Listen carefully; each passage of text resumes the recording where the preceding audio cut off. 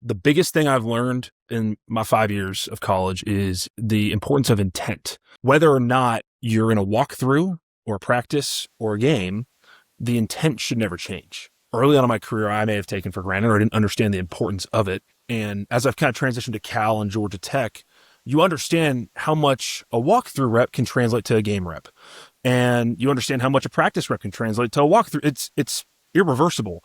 And I think the importance of creating some type of, mental skill where as soon as you take a step on the field or as soon as you take a step in the weight room, there is full presence and focus on the task at hand because it all translates, and not trying to look ahead when you're in the weight room about practice later on in the day, and vice versa. So I think that is super important, is having that intent.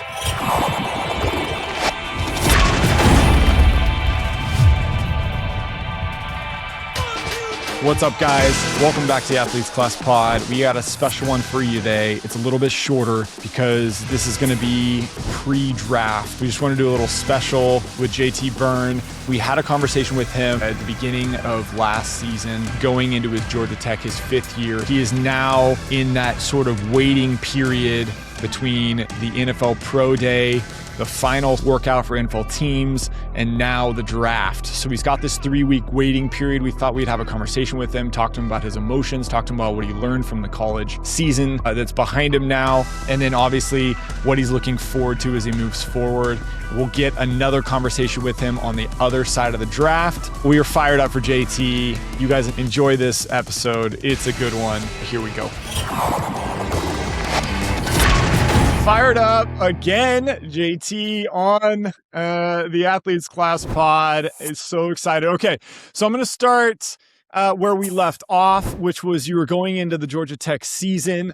Obviously, you guys win your first 8 games, which was just like, and we knew it was coming, and we knew that back half was going to be where you're going to kind of find some stuff. But then to lose to North Carolina, that was like NC State. That was unexpected. However, you did catch a touchdown, so I want to talk about that. So there was some positive, but then obviously the last 5 games, you get one of the last 5. So it was a little rough on the ending. But how much weight do you feel like the team, like record and like has on you as an individual, in your pursuit of, the next level?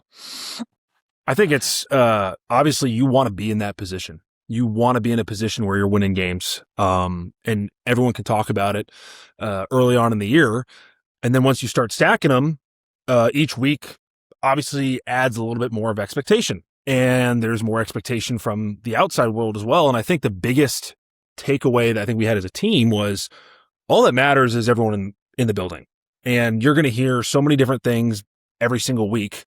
And if we can keep the composure and understanding that it's all that matters is what is going on in our building and how practice looks and how our work ethic is, I think that was the biggest takeaway for us, and kind of helped lead us to where we got. And, I think obviously there's factors of, winning or losing a football game, and it's so minute every week. And we had a couple game-winning field goals early on in the year, and it could have gone either way. And I think that's just kind of the way the season ended as well. It could have gone either way in a lot of those games. And, I will say the privilege to be able to wake up on, I remember we were 9-1, I believe, and we had Pittsburgh that week. And, we didn't get the job done, but if we won that game, we would have been playing in the ACC championship. And to wake up on a Tuesday for practice and understand, like, oh my gosh, I'm competing for a championship this week. I haven't felt that since high school. So I realized how few and far between that can be. And obviously it didn't end the way we wanted it to. And there's a lot of things that we could have, had back, but to be able to wake up and compete for a championship, at the Division I level in college, it was one of the coolest feelings I've ever had in my life. And so I'm so grateful for that experience. And obviously, Coach Key and the whole staff and everyone put us in a great position to do so. So I think there's a lot of great takeaways from it. Obviously, it didn't end the way we wanted it to, but just so blessed to kind of be in that position as well. Can we talk for a half second about, I talked about the NC State touchdown, but you're in a bowl game and you catch a go ahead touchdown in a massive fashion. You point to the stands. Walk me through that whole thing, man. Like, what a special, incredible moment. Just tell me that story. Yeah, it was cool. We had that play in the bank for a while. And I think we're just kind of trying to find the right time to run it. And going through the game, we kind of had an idea of like, if we get to a certain yard line, we might call that. And it was crazy. We scored, kicked the ball off. They fumbled the ball, and we were on like the 7-yard line. And I'm kind of running out there like, okay, this is a perfect situation to go get one right away. And I remember we were in the huddle, and Haynes King, our quarterback, he's one of my best friends, and he's getting the call. And he kind of looks at me and goes like, all right, here we go. And I'm like, all right, I know it's coming. So we call the play, and you rep everything so many times that you try to just simulate like how you've done it in practice. And it's a little interesting, when I've caught the ball before, like sometimes it's not scripted for me to catch the ball and you just react and catch the ball. This one was like the ball's going to me. So that was, there's a little bit of build up to that for sure. And, obviously the whole offensive line and play action executed it perfectly. Haynes put it in the perfect spot, and I was just, all I had to do was just run and get open. There was not much, nothing else that I really had to do. And it was cool. I mean, you kind of get in that situation, and it's something you dream of as a kid. And the first thing I did was my mom, dad, uncle, and agent were all sitting in the stands. So I knew exactly where they were, and I just pointed right at them. I was like, that one's for you guys. And that was my parents' first time like seeing me catch a touchdown in college. So they weren't able to get to the NC State game. So I thought it was super cool to be able to have that moment with them as well. That to me was like, and obviously I'm a homer, like I was pretty fired up to see the emotions that you felt, the connection. And that first one, again, you had great emotions on the NC State catch, which was your first touchdown in college. But the bowl game, yep, you point up to the stands. I was just like, let's go, man. That was, I appreciate that, man. No, it was a blessing to be in that situation. So stepping back from sort of the stats and the team, you're ending this incredibly dynamic collegiate career, right? 3 teams, you played on some really big stages. Yeah. But when you look back at those stages, have you had time to reflect on that yet? Or like, is it just like, I'm not done yet? Like, yeah. Where are you at with the like, okay, college is over and now I'm moving? Like, have you been able to like compartmentalize and say, no, wow, what an incredible, or you're like, no, I'll get there, but right now I'm focused on what I'm doing next?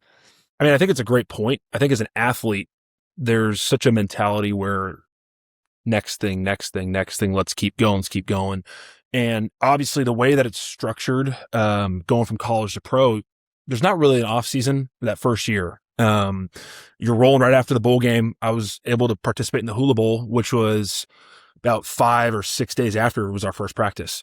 And then right after that, you're right into draft prep, pro day prep. So I think the beauty of it though is the pro day prep such a different dynamic versus, training to go put pads on in the spring. And it does give you time to reflect. And I think that's a super important aspect as well, is trying to create some balance in your life while you're going through it, while you're working out, and also understanding how amazing of a position you're able to put yourself in, or you're able to be with your teammates. And everyone says, when you don't have it for a little while, you realize how much you miss it in anything. And, sometimes there'll be a game on TV that we played in, it'll Georgia Tech, Wake Forest, and you'll turn it on and you'll get to watch, and you understand like this is not the reality for a lot of people. And you have to be grateful for it because it can go away at any time. And it also gives you love for the game when you look back and reflect on all the things that you can accomplish, and you can grow as a human. And there's so much growth that happens in college, let alone being a college athlete. And I think all of those aspects are really important to look at, because that's what's going to prepare you to be a professional. It's not just your output on the field, it's who you are as a person. And if you can reflect on not just the games, not just the crowds, but what you've learned as a human, I think it really can help take you to the next level as well. when you do look back at the last 4 years, and obviously you've got great perspective with having multiple coaching staffs. You haven't been locked in on a single program, which, give or take, positives, negatives. We're in a new era where that's more common now than ever. And I think there's a lot of positives in that in terms of perspectives and what you can learn from multiple people. When you look back as in your journey, what were the habits that you developed? What were the things that you learned? And not everything, man. You could write a book, Yeah, I'm sure. for sure. For But sure. I got some voice memos of everything in there. So I yeah. bet you do. But when you look back at some of the top 2 or 3 habits that were formed or created that you didn't quite know that you needed coming out of high school, but now when you're leaving college, you're like, wow, I am better because of, or I have developed this habit. What would those things be that you would look back on and say? Yeah, I think there's a couple really key things, some on field and some off field. And I'll start with the on field. I think the biggest thing I've learned in my 5 years of college is the importance of intent. So whether or not you're in a walkthrough or a practice or a game, the intent should never change. And I think that's something that early on in my career, I may have taken for granted, or I didn't understand the importance of it. And as I've kind of transitioned to Cal and Georgia Tech, you understand how much a walkthrough rep can translate to a game rep. And you understand how much a practice rep can translate to a walkthrough. It's irreversible. And I think the importance of creating some type of, mental skill where as soon as you take a step on the field or as soon as you take a step in the weight room, there is full presence and focus on the task at hand because it all translates. And not trying to look ahead when you're in the weight room about practice later on in the day, and vice versa. So I think that is super important, is having that intent. And I would say, I think off the field, kind of what I've been able to learn is the importance of balance, the importance of finding out who you are as a person and what is your identity and personality on the field. And what is your identity and personality off the field? And those could be 2 different things. Especially, I pride myself on trying to be kind to people, but I also play a sport that requires running through people. So there's a big discrepancy there. And you kind of have to understand that it's going to be a different type of intensity on the field than it is off the field. So how can you balance that? How can you truly become like the best version of yourself off the field? Because that directly translates to who you're going to be on the field. And you want to go out there and be yourself, because if you're trying to fake something, it may work for a couple months and then you're going to start getting tired of what that is. And coaches are going to start realizing that's not really who you are.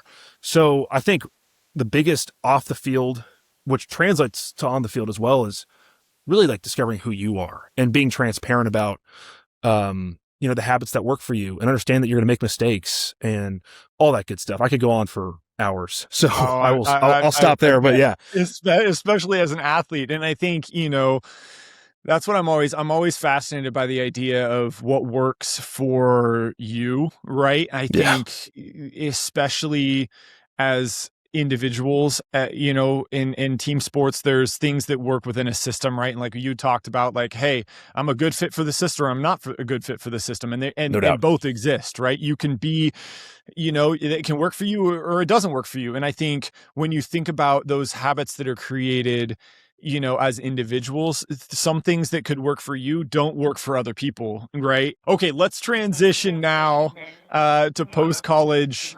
You end 3 months ago. Give me the bullet list, but what was the task? And obviously you've got 3 weeks to go here until the big game. Is there anything you're doing in the next 3 weeks, or has it all been done at this point and now you're just keeping yourself ready? So give me that whole walkthrough from, the last day to April 22nd, right? Yeah, for sure. Man. I mean, it's crazy how quickly it goes. And it's crazy how much I miss football. With no spring ball, I'm like, oh my gosh, I got to go hit something. I don't know what I'm doing. And, but I think for me, there was a couple things that you kind of got to get done right after the season. And, I signed with my agent immediately after the Pop-Tart Bowl, which was awesome. And we kind of discovered each other later on in the year, which has been fantastic. His name is Matthew Pope, with Apex Sports Group. He's a phenomenal human, and I'm so excited to have him represent me. And so I signed with him right after the Pop-Tart Bowl. I was able to go home for a couple days and then right back to Orlando, ironically, where we played the Pop-Tart Bowl. I was playing the Hula Bowl down there. And that kind of looks is you got probably about 100 prospects that are all seniors, and you're competing for a week of practice, and then you're playing a game at the end. So, there was all 32 teams there throughout practice and the games. So you're interviewing with teams, they're talking to you, you're asking you questions, and you have time in the hotel to talk to those teams as well. And then you're also getting evaluated at practice. So, went through that. And then when I came back in January, my agent and I planned to train in Georgia. And so I was able to stay in Atlanta and, go to Decatur, which is just outside of Atlanta, to train. And that first kind of month, those first 3 weeks, was how do I get my body back as fast as possible?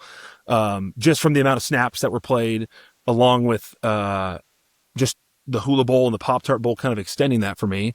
I told them, I said, hey guys, I need your help to get me back and moving properly. So I think those first 3 weeks were more recovery based, and then after that, it's all hands on deck for pro day. And so for me, it was kind of like, okay, how do we mechanically fix some things? And then, physically, how do you get your body in the best shape you can? And so I was able to have a team of guys that I was working with here, which has been fantastic, at Georgia Sports Performance. And so I've been working with them all the way up to pro day. And then you participate in pro day. And, after that, the hay's kind of in the barn. You've put everything out there for them. And, you can have some workouts with some teams, some meetings with some teams after that. And then on draft day, you learn, about the same that everyone else is asking you, like, hey, where are you going? What's going on?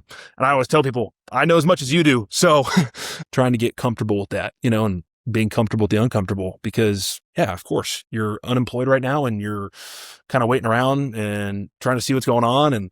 And right now just staying in shape. So, is there anything that happens post pro day to draft day in terms of your agent, or their conversations, or people calling you? Like, I don't know the rules, by the book, but are there conversations that happen? Do you get interviewed? Do you do site visits at all? Or is it literally, like you said, the hay is in the barn, which I love? Georgia, Yeah. baby, let's go. Yeah. Come on now. I know I'm getting converted. It's great, man. I love it. Yeah. Is that it? And now it's okay. Now I'm just, every day I'm showing up to get in shape, but I'm just now waiting. It's a waiting game. I think there's a little bit of both. So, there are visits. Some teams will have guys out for visits. Some teams will call you. There'll be Zoom meetings. All that's kind of facilitated through your agent as well. So then your agent's also advocating on your best behalf, obviously. And so that's the kind of dynamic for the next couple weeks. And then at the same time, I think being proactive is really important too. And for myself, it's like, okay, how can I, put myself in the best position to interact with the right people, be around the right people, whether that's, I was blessed enough to go down to Tampa Bay last week and participate in like a John Gruden's quarterback camp and catching balls for him and meeting with those prospects. And so I think there's a networking type to it as well. And you want to be proactive about it, just because, the more you meet, the merrier. And, I also just enjoy playing the game and doing whatever I can to be around the game and around football guys. And so I think there's a good mix of that, but there is this kind of period where, you're getting evaluated as a person as well, which is obviously extremely important. What are the emotions you're feeling like right now? Again, I'm just going to paint the picture. We're 3 weeks away from the draft now at this point. What are you, JT Byrne, feeling in this moment? What are the emotions like, man? Well, I would be lying to y'all if I said I wasn't nervous. Of course, I'm a human being and I do feel nervous, but I think one of my favorite quotes ever is nervousness and excitement are the same feeling, and it's just how you interpret it. And so I think there's a lot of excitement as well. And I think the unknown of where I'm going to be living, of who are going to be my teammates, who I'm going to be playing for, I think I'm really excited about that. And I think there's this element of not really worrying about the outcome of like where I go, and just understanding like it's an opportunity to keep playing football, and you kind of have to sit with it and to, help calm your nerves a little bit, just be grateful that you are where you are, you've done the work, and, you just gotta keep believing in yourself. And I think that's the most important thing throughout all this, is just to kind of keep a level head, is, just having that belief and understanding who you are as a person and as a player. But yeah, I mean, I've probably felt every emotion on the spectrum. I mean, I felt it all, man, which is, and I wouldn't want it any other way. You got to feel those feelings for sure. I can imagine there's you and your like feeling, and then I'm a filmmaker, and a director, and I go through this like 30-second commercial where it goes down the line. It's your college coach, it's your coaches, it's the staff that had an investment in you, and then it goes to the high school, and it goes to the family, and it goes to the community, and it goes down to like, it keeps going down, and it's like there's so many people who are rooting for you and your success, and there's also that many people rooting for everyone else and their success, right? And I'm curious, where will you watch the draft? How will that go down? What's your plan around the festivities? You've done it all, now you're just showing up. What's next for you? Like, how does it go down now for you? Yeah. What's that picture? Paint it for me. No doubt. So I think I'll be getting out of Atlanta mid-April and going back home to California, and kind of just reflecting on that too. That's such a great point about everyone that's impacted your life. And obviously, the first three people I look at are my parents and my sister. And just the allowance to let me be who I am in a space that's not judgmental, I think is about as important as an aspect you can have in a family as possible. No judgment and unconditional love can get you really, really far. So my kind of thought on that is, this is going to be the most significant moment of my life. I'm not going to spend it with anyone other than them, and I owe that to our family and them and myself. And so I think, I'll be watching with them. And obviously after the positive outcome that I'm manifesting, we'll have a good time. We'll have some people over probably and enjoy that as well. But, yeah, I want to be home, want to be with my family, have the ability to take a nervous walk around the block every once in a while, and with the dog and whatever, and have no judgment for that. So I think that's going to be a great spot for me. And, gosh, I haven't been home in a minute either. So I think it'll be great to get back to Carmel and, see some friends, see some family while I'm back home as well.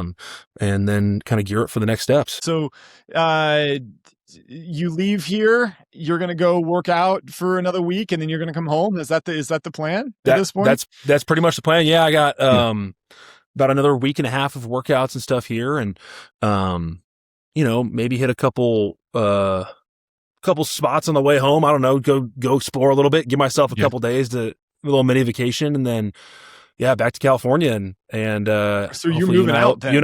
Is this like technically, yeah. So, I moved my lease back to the end of May just to give me a little buffer. So I can come back here, and because as I'm looking around, I haven't touched a single thing that I packed up. So we got some work to do. I always wonder about that, because it's one of those things where like you're in camp, you're in workouts, you're in all in professional sports, which you're now in that era where you don't have a collegiate tie. It's like, okay, now when you start talking about professional sports, you're like, well, these guys, you train, home bases all over the place. And so like, well, how do you move your life around? And that, and by all means, not for this episode, for the, in a year from now, I'll have that conversation with you. But like, I just, no doubt. I'm always fascinated, by that idea of like, well, where is home, right? And what is that? So you're going to figure out where you're going to live next, and that's there's no doubt. And it's everyone else has the exact same information I do. I could, and, people are like, where are you moving? I say I'm moving, and they don't know I'm an athlete. I'm like, I don't know. So it's fun, man. You got to go with the flow. And I think that's kind of one of the biggest aspects of being a pro athlete or an athlete in general. You got to just roll with it, man. You got to roll with whatever comes at you. Yeah. Yeah. Which you're rolling right now, baby. We're trying.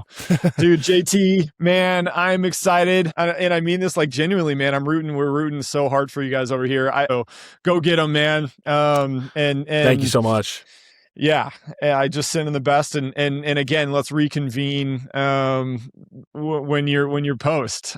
Call me anytime, man. I'm ready to go. I love it. No, thank you so much, man. It's a pleasure being on here.